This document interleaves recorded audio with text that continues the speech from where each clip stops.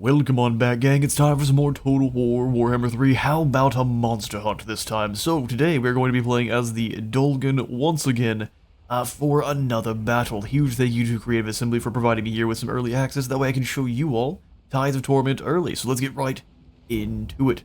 So like I said, we are playing as the Dolgan here for one of the new monster hunts. I'm able to show you all the battles today and all of the quest battles as well. Just nothing that is one of the final battles for any of the main legendary lords here and the mask. So I'll find us about to slice through the dirtle there in edit. But in this battle we are going to be taking down one of the chosen big blue birds of Tzeentch, a giant Cockatrice and all of its Tzeentchy friends. So let's dive on in and see what we're going to be brawling against. Nondescript environments which rarely fully experience the taint of chaos readily conceal one of the deadlier and more elusive creatures favored by the dark gods. The Lord of Change's very own cherished pet, the Cockatrice. For what inscrutable purpose does this monster infest such lands? Who knows? Let's go kill it.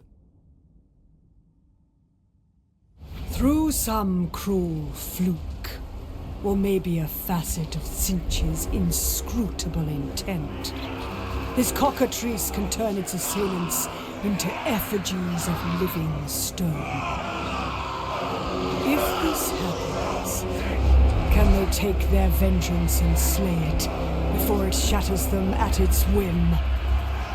A battle full of savagery and guile awaits you.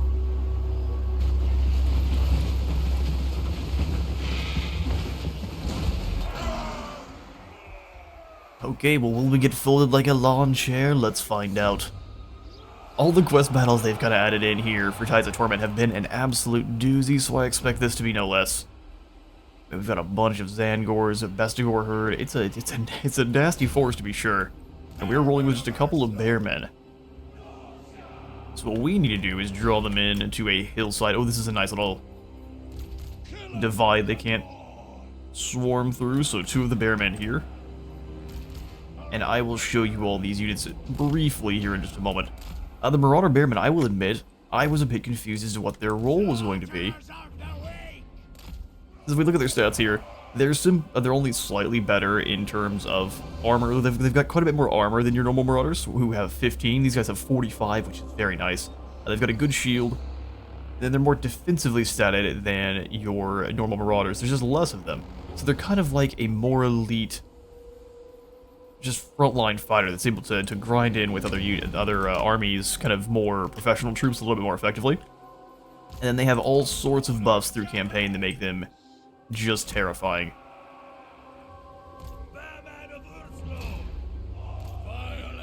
Since we are playing this battle though through the main menu, we're not going to be getting any of those crazy buffs, which we'll see if that plays any effect here. And it definitely did for our Aisling campaign and such.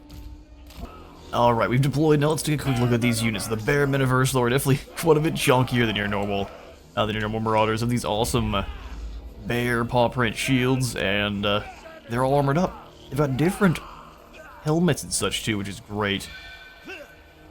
Variance in units is always adds more flavor to the battles. It makes them more fun to watch. And maybe a few more different axe types in here would be great, but all in all, the Bearmen will look fantastic. But yeah, let's see if I can show you any specific stats they have. I think they're completely, yeah, they're just Marauders, but they're a little bit more elite, and there's less of them, and they're more heavily armored. We also have our Cursed Et in here, which these guys had unfortunate lots of cuts here. You got two giants fused together. One of them with he's got his strong hand, and he likes to show this other giant his. Oh yeah, here we go. You gotta have your obligatory, not sure, is Slaanesh or Nurgle is more impressed with that. Either way, our Cursed Et is gonna be pretty decent at just beating the brakes off anything we throw it at. A good melee attack. Say anything else really stand out here? It's got decent speed, not great armor, so anyone shooting at it too much is going to hurt quite a bit. A little bit of resistance, but this is much less than your normal giants.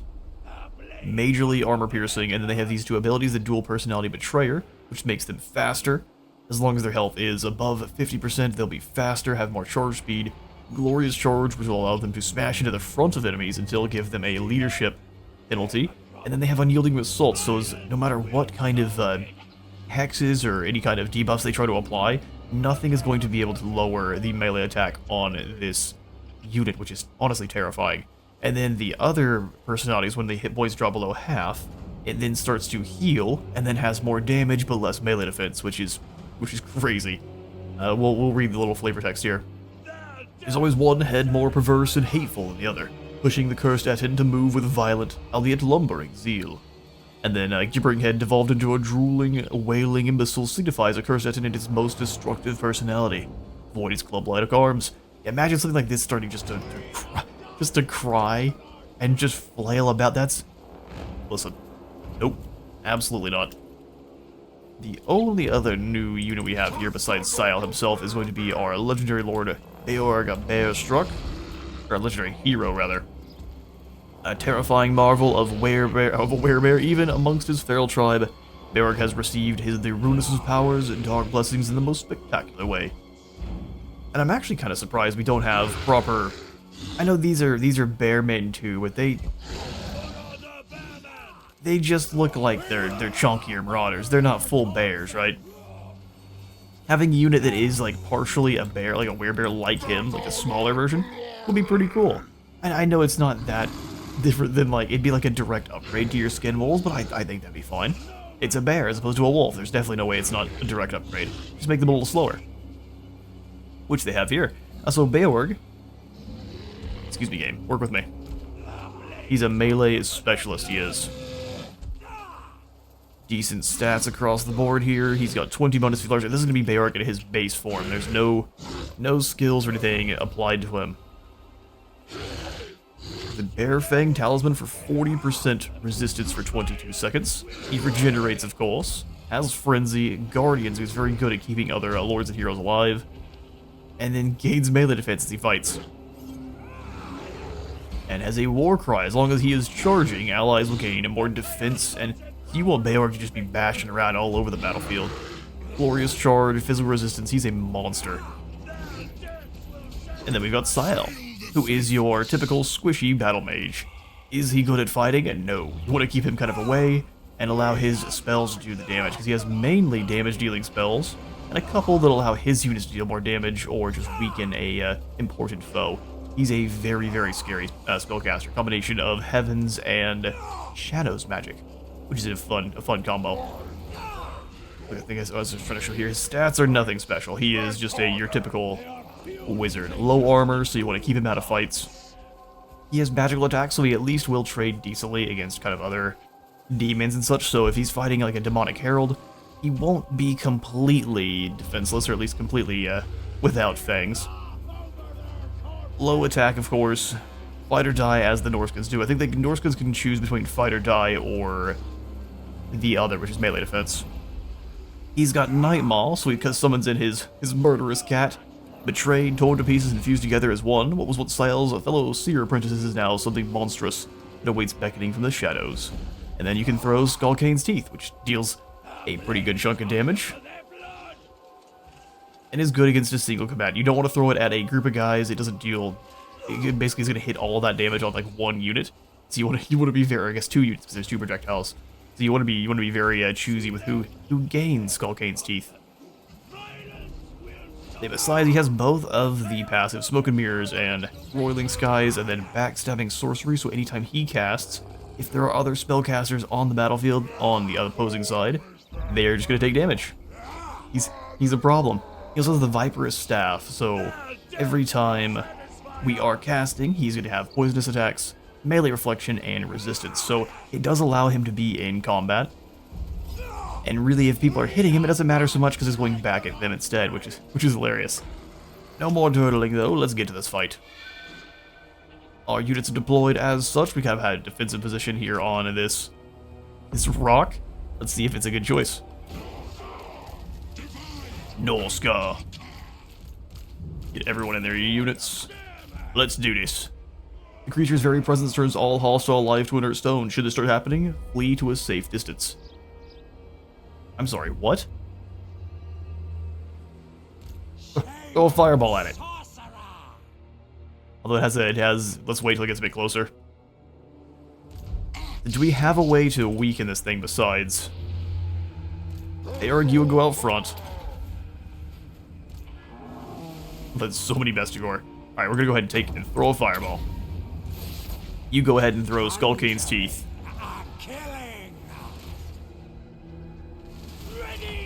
Javelin in. So it's gonna start petrifying everything in the area. Aor, get back here. Do we throw Skullcane's teeth? Yeah, it just doesn't seem like it does very much damage. Javelin's away. You need to leave. Drop that melee attack and defense. Increase these guys' attack. We should kill the Cockatrice fairly quickly, actually. Mammoth, get back here. Everyone's getting petrified, though. Flee. Flee for your worthless lives. Come on, kill the thing. Go ahead and send you through there, Mammoth.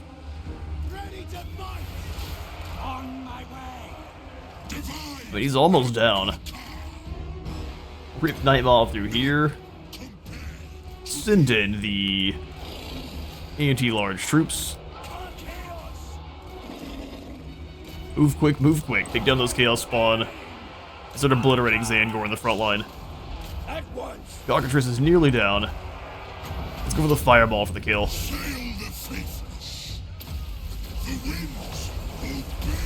Oh, we miss and obliterate our guys. Well, that's unfortunate. Not to be unexpected, though. As the Centaurs get obliterated. Send the Bearmen back round.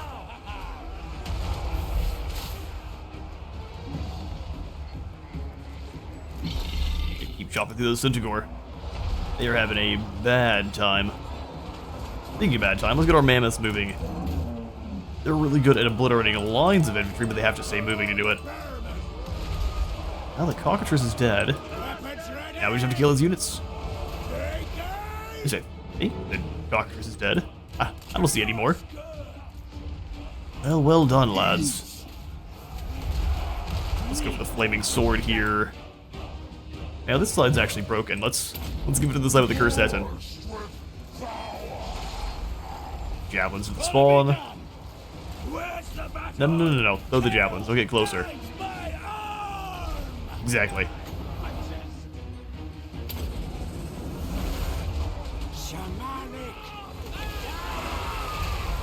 Beautiful burning head. We're like, oh, but there's a bigger bird hiding in the shadows. Then we lose. Eorg is a monster. See, what would be great is if he had a matched combat thing where he picks someone up and just suplexes them. Oh, that's a spear. Whoever threw that at him is going to be in trouble. Alright, Sayl, let's go ahead and upgrade these Skin Wolves and send them in. These Bestigor. You get away from those spawn. Bring our Mammoth back, and I think we've got him. Beautiful work, everyone. Yep, there's the check mark. Nothing else is happening, so we are victorious indeed at this point.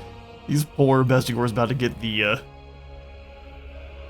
slam dunk right on the back of the head. Awesome. Well, now I'm having a ton of fun with these quest battles. Hopefully you are enjoying as well. Let me know what you all thought in the comments below. Expect a bunch more battles coming in the next couple days here. So all of them that are quest battles, I'm going to have as this kind of thing where I'm fighting them directly here with you, and you all can see my strategies real time.